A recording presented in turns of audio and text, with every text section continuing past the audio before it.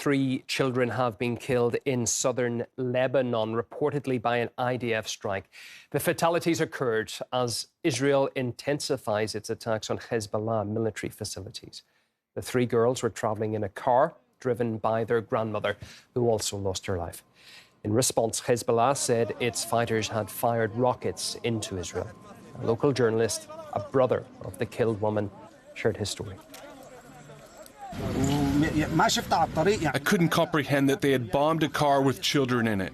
I saw the car had veered off the road, caught fire, and voices were heard from within. Unfortunately, 4 people were killed, including 3 young girls and my 80-year-old sister, their grandmother. The car was carrying children and women who are not terrorists for sure. I used to deny the news that they had been bombing civilians, but now the incident happened before my eyes. Well, while the clashes on Israel's northern border, they've remained largely contained, fears are rising over a possible regional spillover. The IDF Chief of Staff has warned it is ready for a direct confrontation. We have a very good understanding of the situation and hear a lot about the feelings among the residents of the north. We are ready to strike in the north at any moment. We understand that it can happen.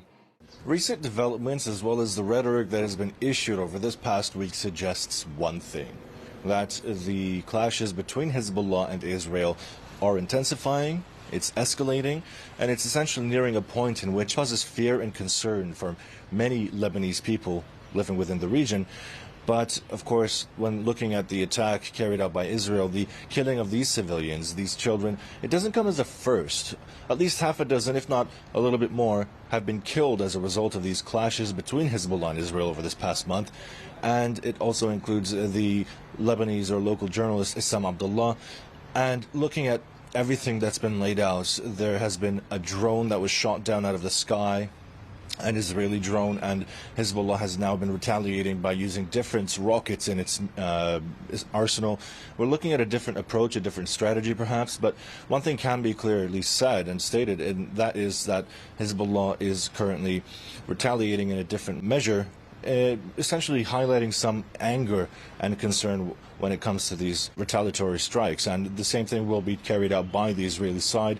So it's difficult to say whether things will calm down, but what we can expect is this weekend, Hezbollah Secretary General Hassan Nasrallah will issue yet another statement. There's been a great deal of pressure within his own bloc and his supporters, and the supporters of Hezbollah essentially expected a different approach by the Secretary General. They expected, even if it wasn't all-out war, they expected measures and actions to be taken against Israel with respect to this conflict. This has been a red line, of course. Israel continues to strike, Hezbollah continues to attack, and the one thing that can be said for certain is that the Lebanese people essentially don't have much to do or much else to say. Much like the interim caretaker government, they suggest that they have no control over Hezbollah, and many of the people suggest that Hezbollah will decide the fate of the Lebanese people moving forward. Earlier, we heard from Beirut-based researcher and reporter Malak Khalid, who offered her take on the tense situation at the Israeli-Lebanese border. There was a routine in the past 3 weeks, but today it's not a routine anymore. The bombing is really massive. They know that Hezbollah doesn't threaten from out of nowhere. If they are threatening them for something, then they are going to do it. All the American military sites all over the Arab area is under the fire of the so-called resistance front. So when things get to heat up more, then the things are going to be more expensive for the Americans to handle, because their interests in the whole area are going to be affected.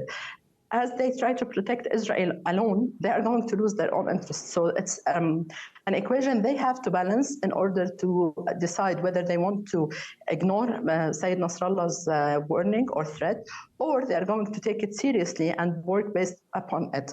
Otherwise, on the popular front here in Lebanon, let's say, people are unable to carry on with handling what's happening in Gaza.